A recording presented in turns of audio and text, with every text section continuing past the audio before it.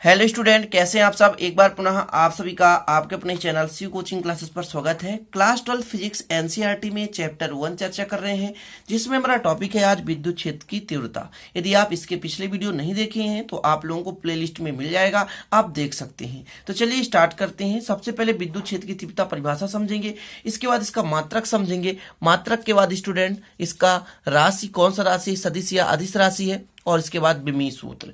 तो सारी चीजें चर्चा करेंगे। वीडियो को अंत तक देखिए, छोटा सा वीडियो रहेगा, अच्छा लगे तो लाइक जरूर करिएगा।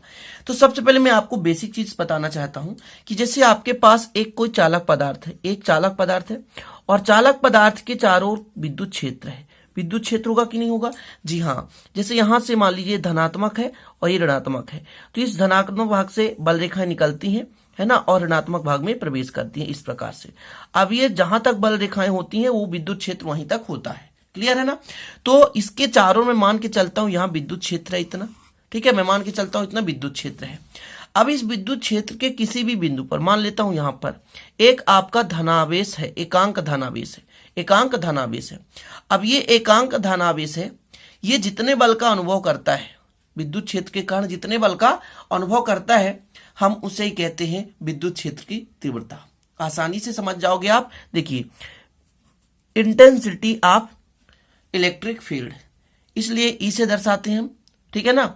इलेक्ट्रिक फील्ड का है, इसलिए आपको कैपिटल ई से ही दर्शाना है, ठीक है ना। इसे कहते हैं विद्युत क्षेत्र की तीव्रता, इंटेंसिटी ऑफ इलेक्ट्रिक फील्ड। अब देखिए इसको परिभाषा कैसे देंगे। विद्युत क्षेत्र के किसी बिंदु पर एकांक आवेश जितने बल का अनुभव करता है, विद्युत क्षेत्र के किसी बिंदु पर एकांक आवेश या रखा हुआ या स्थित एकांक धनावेश जितने बल का अनुभव करता है, उसे उस बिंदु पर विद्युत क्षेत्र की तीव्रता कहते हैं। विद्युत क्षेत्र, जैसे यहां पर एक बिंदु है, ये विद्युत क्षेत्र था, विद्युत क्षेत्र के किसी बिंदु पर, है ना, रखा हुआ या स्थित एकांक धनावेश जितने बल का अनुभव करता है, उसे हम कहते हैं विद्युत क्षेत्र की तीव्रता, ठीक है, इंटेंसिटी ऑफ इलेक्ट्रिक फील्ड। तो आप इससे परिभाषा बनाए स्टूडेंट। यदि आपसे फार्मूला बन रहा है तो आसानी से आप परिभाषा बना पाएंगे। E बराबर एफ अपान क्यू जीरो। ये क्यू जीरो हम क्या मानकर चल रहे हैं? एक परीक्षण आवेश है। तो विद्युत क्षेत्र के किसी बिंदु पर, विद्युत क्षेत्र के किसी बिंदु पर रखा हुआ या स्थित एकांक धनावेश जितने बल का अनुभव करता है, उसे हम उस बिंदु का विद्युत क्षेत्र की तीव्रता कहते हैं। क्लियर है ना? फिर से समझे, विद्युत क्षेत्र के किसी बिंदु पर रखा हुआ एकांक धनावेश जितने बल का अनुभव करता है, उसे उस बिंदु का हम क्या कहते हैं? विद्युत क्षेत्र की तीव्रता कहते हैं।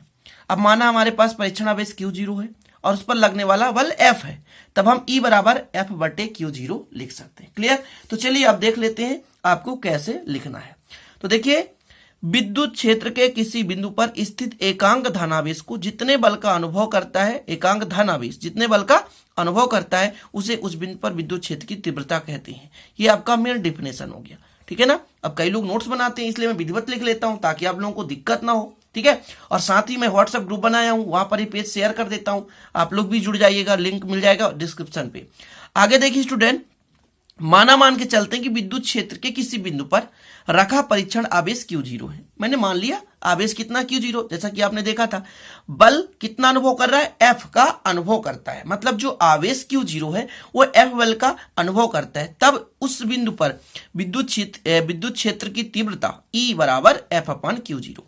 अब यहां से आप परिभाषा दे सकते हैं कि किसी भी विद्युत क्षेत्र की किसी बिंदु पर रखा हुआ एकांक आवेश जितने बल का अनुभव करता है, जितने बल का अनुभव करता है, उसे हम क्या कहते हैं स्टूडेंट? उसे कहते हैं विद्युत क्षेत्र की तीव्रता। उस बिंदु पर हम विद्युत क्षेत्र की क्या कहते हैं? तीव्रता। ये वेक्टर लगा हुआ है, इसलिए सदिश रूप में है। यदि इसको हम अदिश रूप में लिखेंगे तो ऐसा भी लिख सकते हैं, ई बराबर एफ अपान क्यू जीरो, कोई दिक्कत नहीं।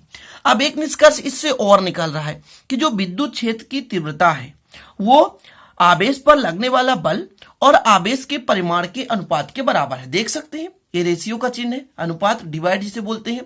तो विद्युत क्षेत्र की तीव्रता जो है, मतलब इंटेंसिटी ऑफ इलेक्ट्रिक फील्ड जो है, वो आवेश पर लगने वाले बल, आवेश पर लगने वाले बल मतलब एकांक धनावेश पर जितना बल लग रहा है और उसका परीक्षण आवेश का मान कितना है, इन दोनों के अनुपात को ही हम विद्युत क्षेत्र की तीव्रता आप कह सकते हैं। तो दो परिभाषाएं हैं। तो यहां पर आप लिख सकते हैं कि इस प्रकार किसी बिंदु पर विद्युत क्षेत्र की तीव्रता उस बिंदु पर रखे परीक्षण धनावेश पर लगने वाला बल, यहां पर देख सकते हैं, और परीक्षण आवेश के मान, ये परीक्षण आवेश के मान के अनुपात के बराबर होता है।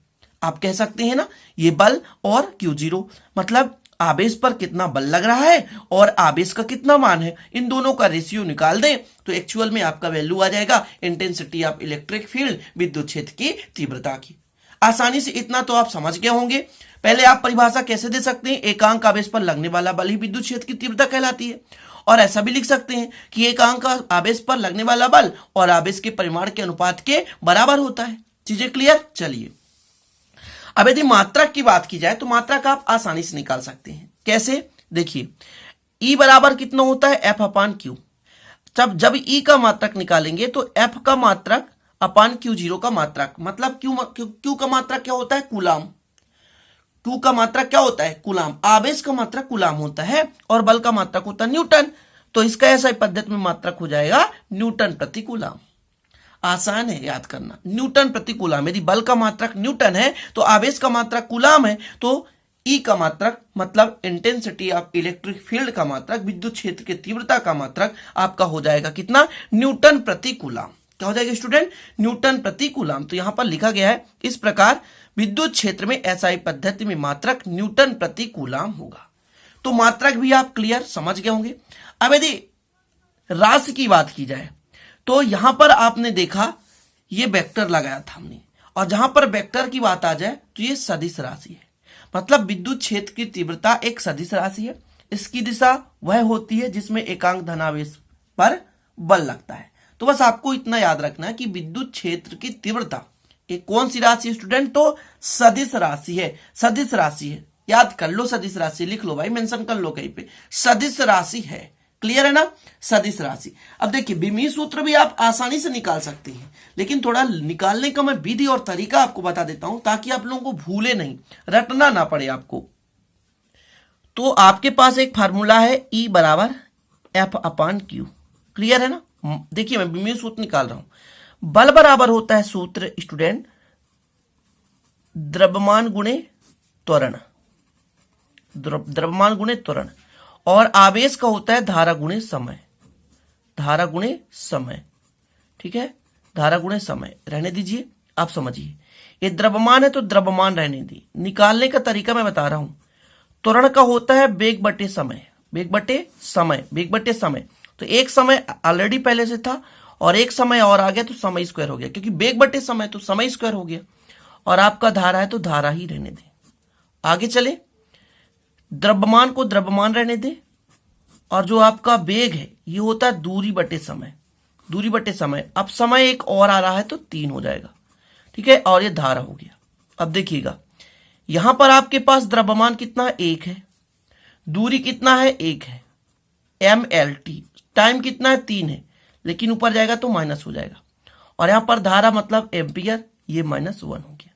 ये आपका हो गया विमीय सूत्र, विमीय सूत्र। और आसानी से आप निकाल भी सकते हैं, आशा करता हूं ये बन जाएगा।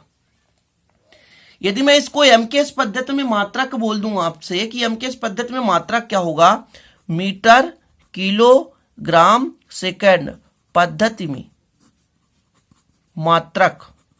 जी हाँ, बता सकते हैं क्या? अरे बहुत आसान है यार, आसानी से आप बता दो, कुछ भी नहीं है। देखो द्रव्यमान का क्या होता है, किलोग्राम, क्या होता है किलोग्राम। दूरी का क्या होता है, मीटर, क्या होता है स्टूडेंट, मीटर। तो यहां पर मीटर हो गया। इसके बाद आपका ये क्या है, धारा है, धारा का क्या होता है, एम्पियर। तो ऊपर जाएगा तो कितना हो जाएगा, एम्पियर इनवर्स। क्लियर है ना। और ये आपका समय है, और समय का होता है सेकंड, तो सेकंड पावर -3, ऐसा। ठीक है ना। या आप ऐसा लिख सकते हैं केजी, है ना, केजी हो जाएगा किलोग्राम, फिर मीटर किलोग्राम मीटर। ठीक है, इसके बाद आपका हो जाएगा सेकंड, तो सेकंड पावर -3, फिर एम्पियर, ऐसा लिख सकते हैं पावर -1। तो ये आपको याद करना तो कर लीजिए, लेकिन आपका जो मुख्य रूप से पूछा जाता है एसआई पद्धति मात्रा में पूछा जाता है। मतलब एसआई पद्धति में मात्रा क्या होता है ये पूछा जाता है। क्लियर। तो ये वीडियो आपको कैसा लगा, और स्क्रीनशॉट आप लोग ले लिया करें। अब देखिए एक छोटा सा और तरीका है इसका निकालने का, जिसे विमीय सूत्र निकालना है आपको। तो बस कुछ नहीं करना है, बल का विमीय सूत्र याद होना चाहिए और आपका आवेश का विमीय सूत्र याद होना चाहिए, है ना। इन दोनों का जब रेशियो निकालेंगे, मतलब ये ऊपर जाएगा तो ये इतना बन जाएगा। तो आप लोगों को थोड़ा सा लेंदी विधि अर्थात थोड़ा सा लॉन्ग मेथड आपके पास हो, लेकिन वो बनना चाहिए, आसान लगना चाहिए। इसलिए मैं कोशिश करता हूँ कि आपसे मतलब चाहे थोड़ा सा टाइम लग जाए लेकिन अच्छा से सीखें, थोड़ा सीखें लेकिन अच्छा से सीखें, कम पढ़े लेकिन अच्छे से पढ़ें, ठीक है। और आप लोग नोट्स जरूर बनाइएगा, ठीक है। मैं आप लोगों को ग्रुप में ये फोटोज आपको शेयर कर देता हूं, तो आप लोग भी जुड़ जाना, डिस्क्रिप्शन पे लिंक है, ठीक है स्टूडेंट। तो चलते हैं फिर, अच्छा लगे तो लाइक जरूर कर दीजिएगा, नए हैं तो चैनल को सब्सक्राइब कर लीजिए, बेल आइकन प्रेस कर लीजिए ताकि वीडियो का नोटिफिकेशन आपको मिलता रहे। मिलते हैं अगली वीडियो में नए टॉपिक के साथ, तब तक के लिए जय हिंद, वंदे मातरम।